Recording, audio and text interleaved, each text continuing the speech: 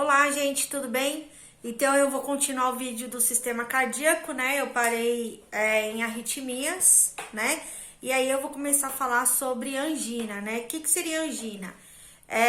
Angina é uma síndrome, né? Caracterizada pela deficiência de oxigenação do miocárdio, tá? Aumentando o ácido lático com resposta de dor. Então, o que vocês têm que entender em relação à angina? Todo paciente que chega no hospital pra gente com dor torácica, nós temos que tratar como se ele tivesse realmente infartando. Então, a gente pega, senta ele, liga o monitor cardíaco, põe oxigênio, funciona um acesso, corre um eletro, faz um raio-x, já colhe exames de sangue, porque aí o médico vem e avalia, né, esse paciente. E aí, depois que o médico faz o raio-x, depois que ele faz os eletros, né, tudo, que ele vai começar a perceber se realmente o paciente está infartando ou se esse paciente está fazendo uma angina. Professora, mas o que seria angina? No infarto, né, e até nas outras situações que eu já comentei com vocês, nós temos aí, né, uma insuficiência cardíaca, né? Às vezes essa insuficiência cardíaca faz com que o paciente não oxigene o suficiente sangue para dentro da musculatura cardíaca, né, do coração, e aí o músculo cardíaco entra em fadiga muscular. Quando o músculo entra em fadiga muscular, ele começa a produzir um ácido chamado de ácido lático, e é isso que causa dor, tá? Vou explicar melhor.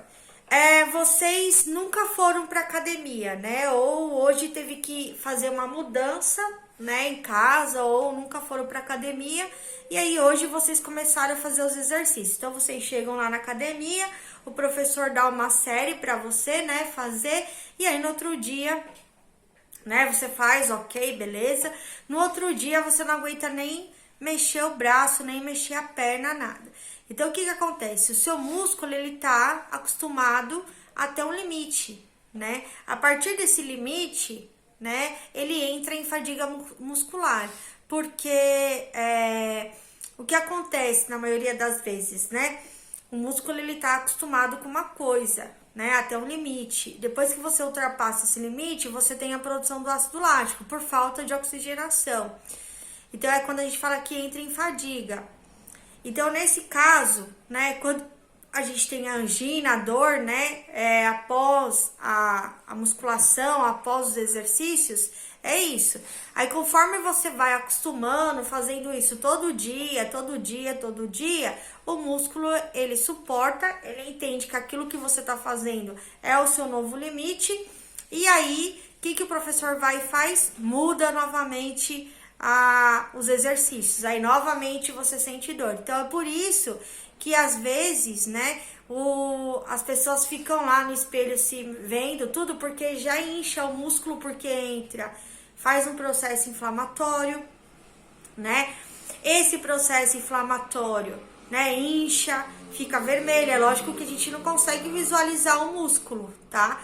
Mas isso vai acontecer do paciente realmente acabar produzindo isso. Mas, professora, qual que é a diferença de uma angina e de um infarto agudo do miocárdio? Os dois começam por uma insuficiência cardíaca, tá? Ou total ou parcial, tá? Por uma falta de oxigenação, uma deficiência de oxigenação. Só que uma afeta o tecido, né, muscular e necrosa, que é no caso do infarto, né? Dependendo das áreas aonde pega, o infarto ele é fulminante, né? E por que mais em jovens do que em idoso, né? Deus fez uma coisa muito importante. Ele colocou que quanto mais idade você tem, né, mais digamos que seria uma terceira circulação, tá? Então, quanto mais idade você tem, mais ramificação por fora do coração tem.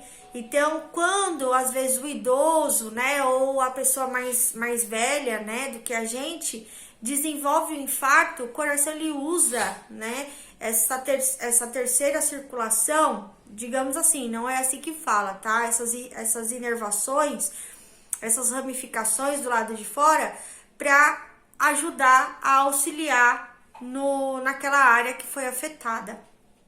E na angina, na maioria das vezes, às vezes pode ser até por gases, né? Pode ser até mesmo por você estar com esforço físico. Às vezes você vê muito aquelas pessoas que falam assim, ai, recebi uma notícia, me deu uma dor no peito, corre pro hospital.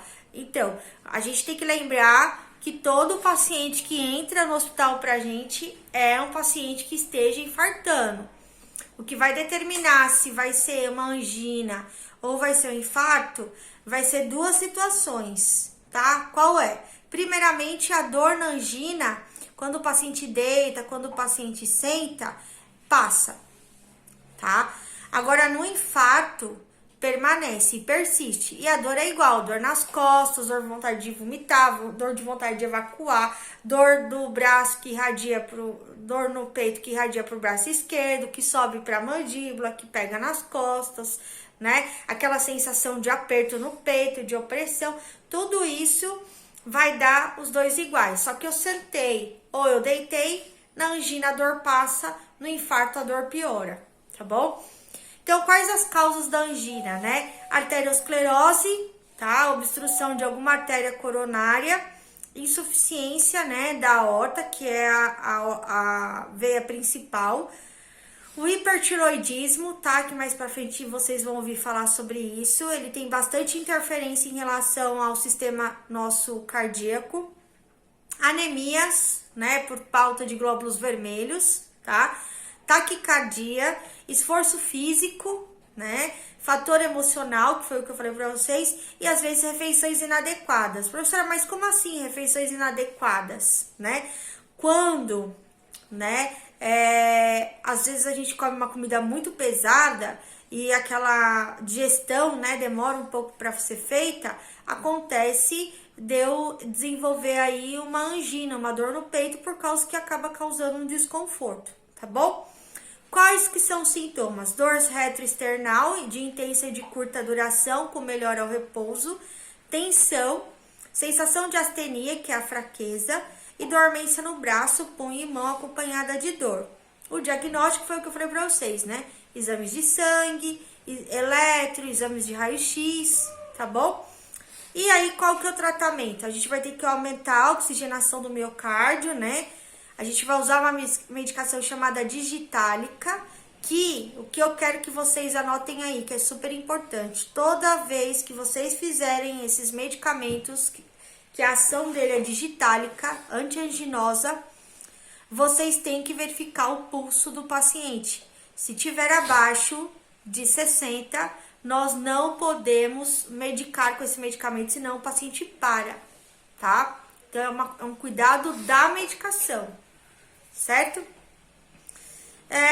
A gente vai restringir visita, vai observar sinais de agravamento, né? Se for estado emocional, a gente vai avaliar isso, pede um psicólogo, pede um psiquiatra, tá? Tudo isso. No infarto agudo do miocárdio, a gente já tem a falta de oxigênio ou até mesmo um bloqueio, né? Por alguma veia principal, alguma artéria principal. E aí pode também ser por causa do infarto, da diabetes, da anemia, da obesidade, tabagismo e má alimentação, tá? Sintomas: dor opressiva de longa duração e persistente, dor epigástrica, que é a dor no estômago, dor no braço, lado esquerdo, taquicardia, né, batimentos irregulares e finos, a sudorese intensa, tá, pegajosa e fria, ansiedade, tosse, palidez, pode haver desmaio, porque às vezes o paciente ele não suporta a dor, tá? Hipertermia, às vezes no caso de pacientes que desenvolvem por causa de uma infecção, e o choque cardiogênico, que é o choque ligado ao sistema cardíaco, certo? E aí o diagnóstico foi o que eu falei para vocês, né? Nós vamos avaliar os sintomas, vamos pedir um eletro, provavelmente vai ter uma alteração no eletro, e aí nós solicitamos as enzimas. Essas enzimas, elas são específicas do coração. Então, quanto mais área, né, tiver necrosada, né, quanto maior a área tiver de isquemia relacionada ao sistema cardíaco, mais alto vai ser essa quantidade de enzimas na corrente sanguínea, tá bom? E aí, a gente tem que colher isso, a gente fala de enzimas seriadas, né?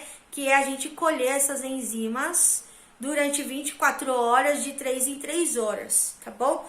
Esse paciente, mesmo ele tendo angina e mesmo ele tendo infarto, ele vai ser assistido na UTI, tá? E aí depois, quando passar as crises, tudo, né? Passar lá a parte de risco, aí esses pacientes vão para a clínica médica, tá bom? Outras doenças que a gente vai falar é as doenças do sistema infeccioso, do sistema cardíaco, tá bom? Que aí nós temos 3, a endocardite, a miocardite e a pericardite. A endocardite é a inflamação do endocárdio, que é a camada interna, tá, do coração. Nós temos a miocardite, que é o músculo, e nós temos a pericardite, que é a inflamação do pericárdio. Do mesmo jeito que nós temos no pulmão, tá? A membrana que recobre, né, que seria as pleuras, nós temos o pericárdio, que ajuda aí também a manter o atrito, né, não ter atrito entre as camadas. E aí, nesse caso, né, também tem um pouquinho de líquido, tá? Então, às vezes, vocês vão escutar assim, o paciente teve derrame do pericárdio. O que é derrame do pericárdio? Aquele líquido aumentou fora do coração, né? Nessa estrutura do coração. Quais as causas? Febre reumática, tá bom? A amidalite, né? Eu acho que vocês até escutaram o vídeo aí sobre infecção das vias aéreas superiores. Ela é uma doença muito... a gente às vezes não dá tanta importância, mas é uma doença que ela acaba com o nosso sistema, tá? Tanto respiratório quanto cardíaco, essas coisas. Por quê? Porque ela passa, né, essa infecção, ela passa por canais como o sistema respiratório, né, que mexe tanto com a nossa circulação, que leva o sangue para todo o corpo. Ela também pode carregar essas bactérias aí relacionadas aí à amígdala, tá bom? Infecções anteriores, infecções viróticas, né, parasitas, protozoários, né, fungos. Às vezes o infarto agudo do miocárdio, a AIDS, tá? Alguns pós-operatórios, né? Traumatismo torácico, pode desenvolver endocardite, tá? Neoplasias malignas. E o pior de tudo, gente, sabe qual que é o problema? É quando a gente vai ver os sintomas até o médico chegar nessa situação que realmente o paciente tem uma endocardite, uma miocardite, uma pericardite, às vezes nem dá tempo, porque todos os sintomas tá relacionado às vezes a outra doença, né? Então, às vezes até o médico deixa passar desapercebido, né, sobre esses sinais e sintomas aí. Então, a gente tem a perda de peso, né? Quantas doenças não se perde peso? Quantas doenças não tem tosse? Quantas doenças não tem dor abdominal, né? Quantas doenças não tem aí hepatoesplenomegalia, que é aumento do baço e do fígado, né? Sopro, fadiga, palpitação, né? Desconforto no peito. Quantas doenças não tem? E aí, por causa disso, às vezes, o médico não consegue chegar realmente no diagnóstico, tá bom? Mas por causa desses problemas, ele vai entrar com antibiótico de acordo com a etiologia aí do que causou, né? Qual que foi a causa, né? O que que tá determinado aí? Foi por fungos, foi por vírus, foi por bactérias, protozoários, tá bom? Então, isso são as doenças do sistema cardíaco. Uma outra doença que eu até já comentei com vocês, que é a insuficiência cardíaca congestiva, lembrando que é ou uma disfunção do lado direito do coração ou uma disfunção do lado esquerdo. E aí o paciente ele vai sofrer a internação por causa das complicações dessa insuficiência cardíaca congestiva, né? Então, quais são as causas, né? O que eu posso levar o paciente a ter uma insuficiência cardíaca congestiva? A febre reumática, as arritmias, tá? A hipertensão arterial sistêmica, o infarto, a miocardite, que é a inflamação da musculatura cardíaca, a aterosclerose, né, que são as placas de gordura na região da coronária, o tabagismo e o etilismo, que é o álcool e o fumo, né?